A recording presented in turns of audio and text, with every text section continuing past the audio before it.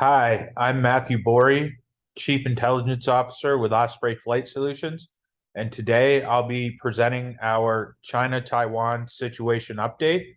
It's the 5th of August, and we've been monitoring the situation between China and Taiwan, especially along the Taiwan Strait, in the past week. We've issued a number of alerts to our clients during that time, and we're consistently monitoring the current activity and adjusting our understanding of the situation accordingly. We'll be publishing situation updates like this through our alerts should they be necessary. And the key reason why we're having this webinar today is to discuss some of the activity that occurred yesterday on the 4th of August. From 0556 to 0800 UTC on the 4th of August, China reportedly launched over 10 ballistic missiles from mainland China areas near the Taiwan Strait into water areas off of Taiwan. The Chinese military has confirmed that it conducted these missile launches as part of military drills, which are set to run through the 7th of August. And there were NOTAMs that were issued by China as well as Taiwan for areas off of Taiwan that military drills were expected to occur in. However, a number of the ballistic missiles launched by China did not have adequate NOTAMs covering the launch areas in mainland China or the trajectories of the flight path of those ballistic missiles. This is highly concerning as there's several ATS routes used by civil aviation operators in for Shanghai as well as for Taipei near the Taiwan Strait. Multiple safety of flight concerns emanate from a situation where a missile malfunctions during the boost, mid-course, or terminal phases of flight. This could lead to an event such as the missile flying an unplanned trajectory or altitude profile, and any aircraft that could be overflying or underflying that malfunction have the potential to be exposed to mid-air collision, route diversion, and or debris splashdown issues. Additional ballistic missile launches from mainland China into the waters off Taiwan through the 7th of August are assessed to be a realistic possibility. So what we're going to do now is actually start to visualize what we saw yesterday. You'll see on this slide of the situation update, we have several dots on mainland China that are in green on the map.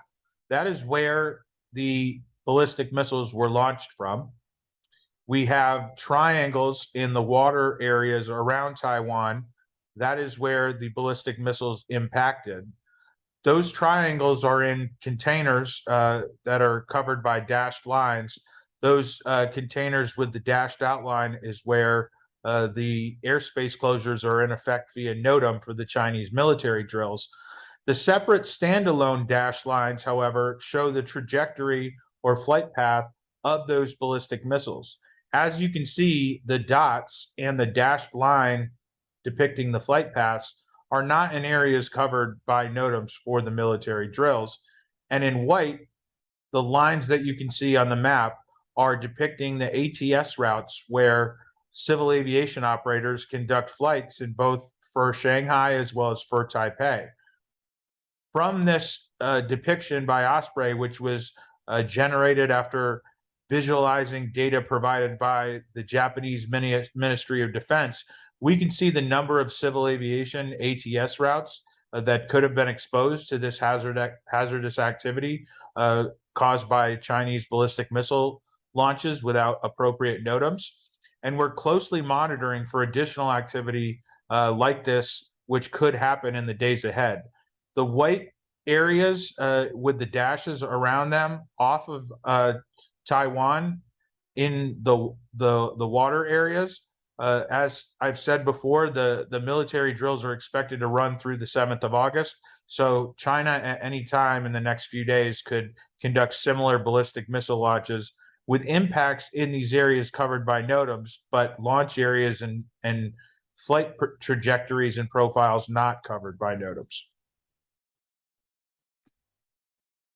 So I think what we're going to do now is take a step back and look at the situation between China and Taiwan. But instead of looking at what's happened in the last 24 or 48 hours, we're going to take a look back to the start of 2020 and visualize conventional military activity by China and Taiwan since the start of 2020. Why is this important?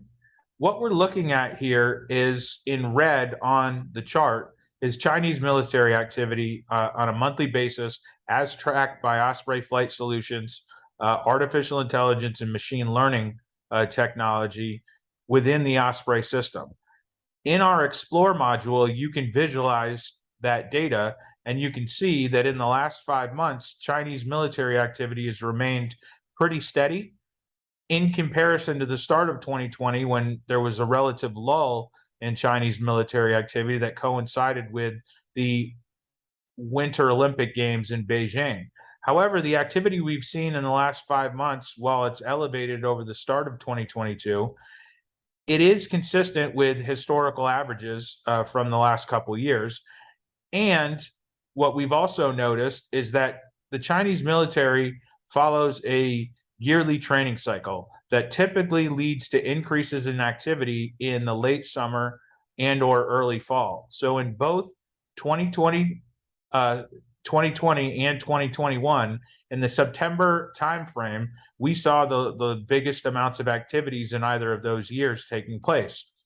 What Osprey expects to see in the next few months is Chinese military activity to increase in August, in September, and potentially in October.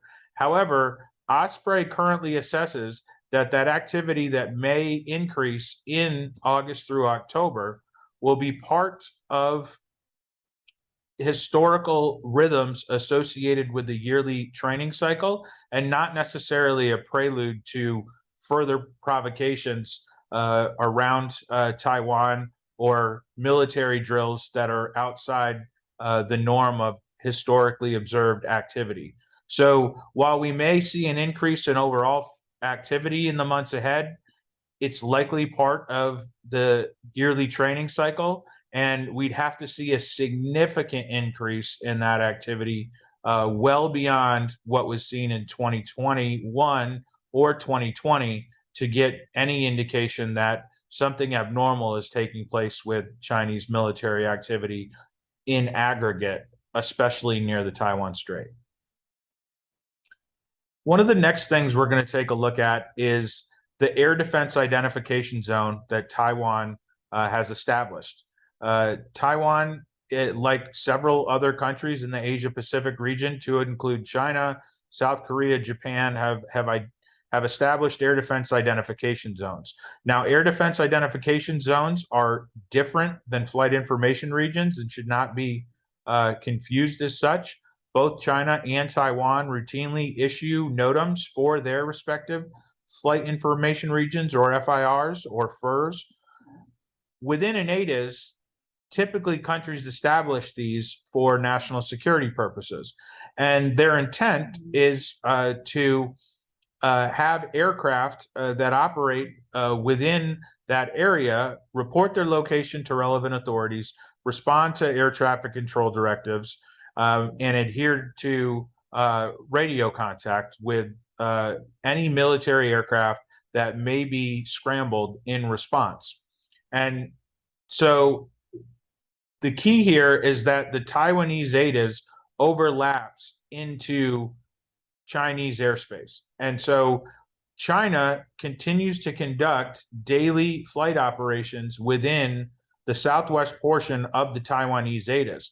Now, the Taiwanese ADIZ is not governed by any international bodies or regulated for enforcement. And so it is their own national security policy that has initiated this ADIZ for national security purposes. And China is not obligated to adhere to the ADIZ that Taiwan has established. And so because of this, we're seeing regular interactions between Chinese military aircraft not following the ADIZ policy set forth by the Taiwanese military and government. And in response, Taiwanese military aviation assets being scrambled to the locations where Chinese aircraft are. This is not a new phenomenon. It's been happening on a near daily basis since April, and in 2021 in particular, there was a significant number of Chinese incursions into the Taiwanese ATIS as there was in 2020. And so at this point, we're not seeing levels in 2022 being as high as 2021. Part of that is due to the fact that the Winter Olympics in Beijing led to the first 3 months of 2022 having a relatively low amount of ATIS incursions by the Chinese Air Force. However, during the last few days, especially during the time frame when the U.S. Speaker of the House of Representatives visited Taipei, Taiwan, on the 2nd and 3rd, and then on the 4th of August, we saw 70 total Chinese aircraft enter the southwest portion of the Taiwanese ATIS. This is a large number of aircraft. However, it is not an unprecedented number in a 72-hour period. There have been 3-day periods where similar, high numbers of aircraft have entered into the southwest portion of the ATIS. And we are expecting to see continued ATIS incursions by the Chinese on a multiple time per week basis through the remainder of 2022. And we will be monitoring very closely to see if these 20 plus aircraft incursions in the days ahead continue, as that could be an indicator for escalation in the current situation. What we're seeing right now is the Chinese responded with a large incursion of aircraft over a 3-day period due to a politically sensitive event. They've also responded with the military drills and ballistic missile launches that we've talked about already. We're expecting to see some more activity in the days ahead. And then after that time period passes and we get into next week and the weeks after, we'll start to reevaluate where the Chinese military is headed for the remainder of the year in their training cycle, again, after completion of drills in response to a politically sensitive event. So there are several reasons why the tensions between China and Taiwan and also the United States have increased. Essentially, Chinese officials have stated that all military activity in the Taiwan Strait is to safeguard the national sovereignty and territorial integrity of the People's Republic of China. The U.S. Department of State, in response, has urged Beijing to cease its military, diplomatic, and economic pressure against Taiwan, and it is said that it's going to deepen ties with Taiwan. China has denounced that statement and is also pushing back against further U.S. military support or defense sales to Taiwan, which have also exacerbated tensions. The U.S. has said that any defense sales or military support is to help Taiwan maintain a self-defense capability. And although the United States and Taiwan don't have a formal diplomatic set of ties, there are heightened tensions at the moment with both parties and China. The U.S. has also been conducting freedom of navigation operations with aircraft and naval vessels on about a monthly basis through the Taiwan Strait or in areas near the Taiwan Strait. And that's been a regular occurrence over the last few years. Now, we're not necessarily seeing an increase in those missions in 2022 or even in the second half of 2021.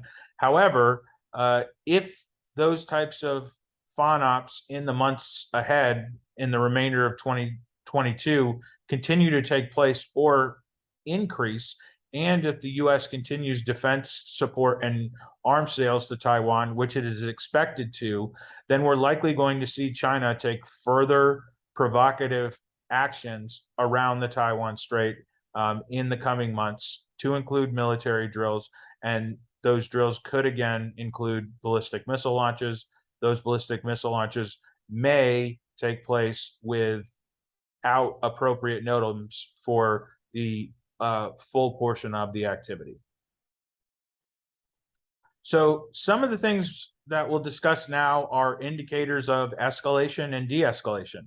So in the days ahead, but also in the weeks and months, any additional ballistic missile launches from mainland China into the waters off Taiwan, especially those without NOTAMs, will highlight that we're headed for escalation.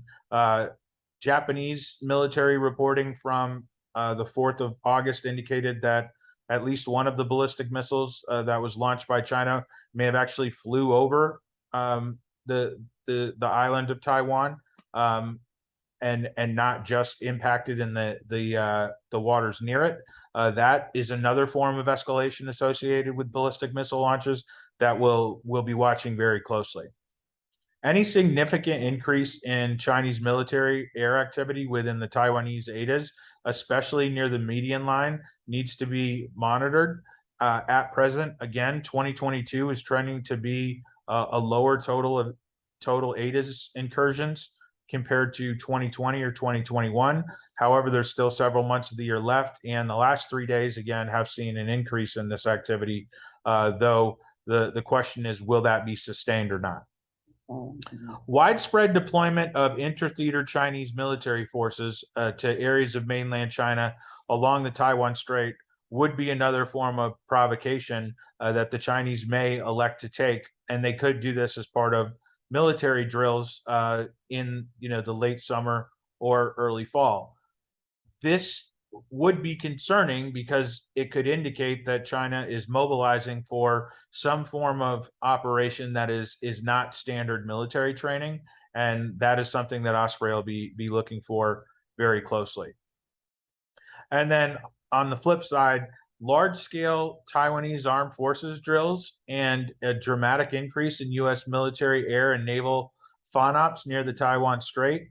Should those types of activities occur in the weeks or months ahead, that would indicate escalation towards a potential conflict scenario, though there's no indication right now that Taiwan is planning to conduct drills outside of its own yearly training cycle, and Osprey currently expects U.S. military air and naval FONOPs to remain at their current frequency interval of about once per month. Now, potential indicators of de-escalation would be a Chinese willingness to engage in bilateral talks with the U.S., Japanese, and/or South Korean political or defense officials. China has shown some eagerness to conduct certain types of talks, typically economically focused. It's been a situation where we've seen changes in the government leadership in both South Korea and Japan. And so there may be openings for dialogue because of that. And what we'll be watching for is the potential for China to engage with other parties in the region diplomatically or through defense exchanges. And those would be a positive step towards de-escalating the situation vis-a-vis Taiwan. If the Chinese were to scale down their yearly military training cycle in August, September, and October to activity below levels observed in 2021, that would indicate de-escalation. So at present, we do expect to see activity similar to 2020 or 2021, though if it is below, that'll be a positive sign and indicate that the Taiwan Strait is cooling off potentially. So we'll be keeping our eye on that very closely. A decrease in U.S. military air and naval FONOPs near the Taiwan Strait during the remainder of 2022. As I discussed previously, the U.S. is conducting about one per month. If they were to drop down to once every couple months or even once a quarter, that would indicate a de-escalation in potentially some of the military tensions between the U.S. and China directly. And then lastly, were Taiwanese military and government officials to pursue a slowdown in defense spending, and if there were a corresponding drop or slowdown in planned U.S. arms sales to Taiwan, that could also indicate a de-escalation. However, there are no indications at present that Taiwanese military spending is going to be on a downward trend, and U.S. arms sales to Taiwan are expected to continue in a self-defense capacity based on all the recent statements that have been made by key Biden administration officials. So we'll be keeping an eye on this for a sign of de-escalation, but there's no indications at present that that is taking place on the last bullet there. So we're going to wrap it up here with some key takeaways. One of the key takeaways are that rerouting of civil aviation over Eastern for Shanghai, as well as for Taipei, remains a credible long-term scenario. The NOTAMs that have been put in place for the Chinese military exercises in the waters off Taiwan have already done this at present, and similar activity could very well occur at short notice. We expect further military drills to be undertaken by China and Taiwan, but we also expect that those are going to be part of a yearly training cycle conducted by both. The size and duration of those drills, though, could be an indicator of whether or not we're seeing an escalation in activity or potentially a de-escalation in activity. Ballistic missile launches from mainland China into waters off Taiwan in the weeks ahead is assessed to be a realistic possibility. And again, that was really the impetus for today's webinar, and is something that, again, our team will be watching very, very closely and issuing alerts on should they occur in the near term. Short notice or temporary and partial closures of airspace in China and or Taiwan may be announced with little warning. That again relates back to the rerouting of flights, the military drills, and any potential ballistic missile launches.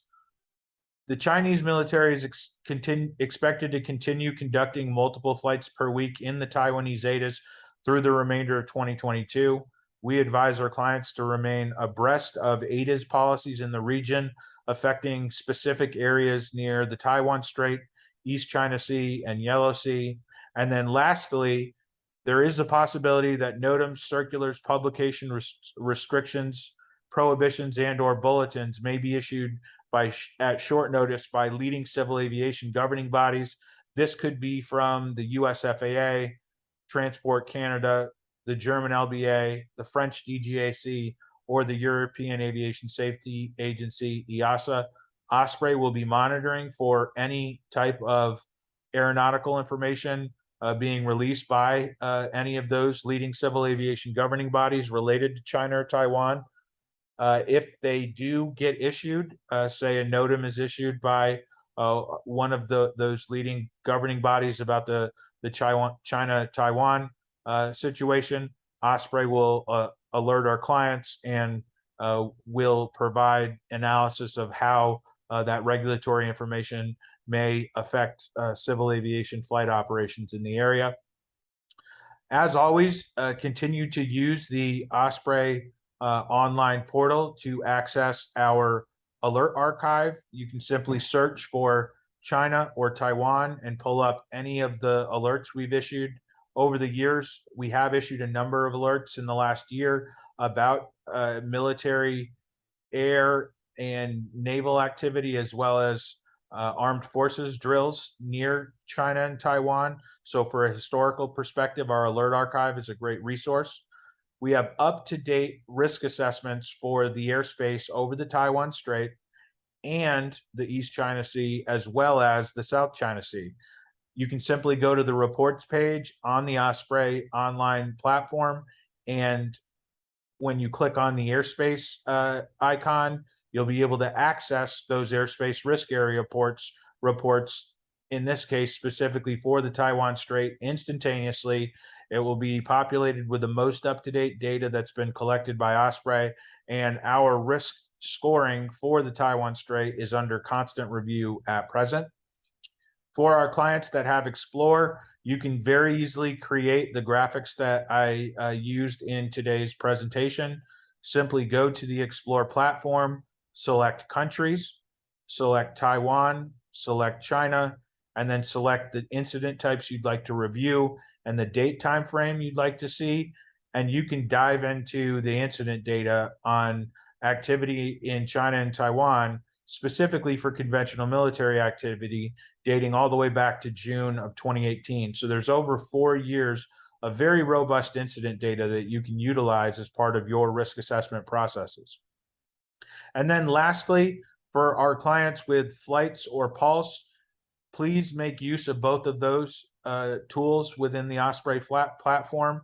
If you have any flights that are in the Asia Pacific region near the Taiwan Strait to Taiwan, or in the Chinese mainland areas near the Taiwan Strait as well. In the flights module, you can upload any of your flight plans and instantaneously risk assess that flight route, and then rerun that risk assessment anytime you need to before that flight takes place.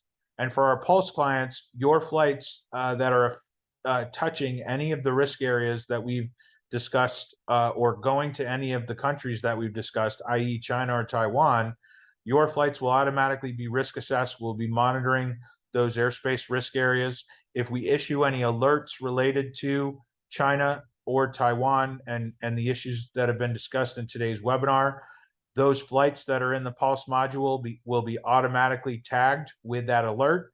And if we do end up raising the risk score, for example, for the Taiwanese airspace risk area in the Taiwan Strait, any flights that you have in the Pulse module that are impacted by that risk score change will get an automatic change notification telling you that the risk level for that area has gone up, and it will tell you exactly what flights are impacted. So again, utilizing the Osprey system in our alerts, reports, explore, flights, and pulse modules will be very useful as this situation continues to evolve between China and Taiwan. Thank you for taking the time to listen to today's webinar. Please reach out to your Osprey account manager with any questions. And as always, please stay safe.